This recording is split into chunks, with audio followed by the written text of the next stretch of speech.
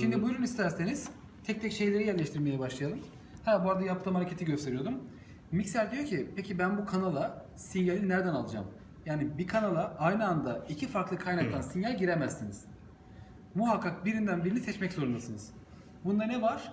Virtual Soundcheck yapabilmek için USB seçeneği veyahut konser anında ne var? XLR. Normal mod yani diyebiliriz buna.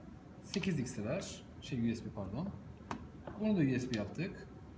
Sırasıyla tüm kanallarımı seslerini USB'den alacak şekilde konumlandırıyorum.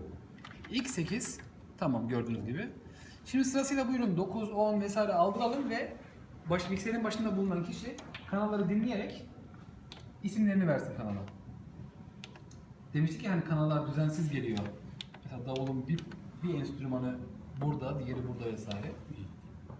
Amacımız düzenli çalışmak için bir layer'a toplamak. Buyurun. Buyurun hızlı. Korkmayın buyurun. Ha, şu an bas gitar'a geleyim o zaman ben. Tamam aynen. Mesela bulduğumuz enstrümanın ismini hemen yazabiliriz. Bu kanalda bu varmış diyebiliriz. Şöyle yapalım. Açalım sesini. Solist. O zaman onu vokal yapıyorum ben. Evet. Main vokal değil mi bu?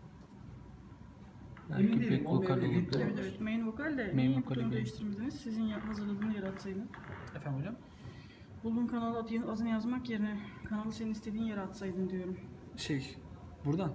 Hayır, mesela. O öyle bir şey yok hocam. Ha, USB'leri kanallara değişik seçemiyor Yok musun? seçemiyorsunuz. Sıralı mı? Sabit. Evet. Sırayla gidiyor. Şöyle.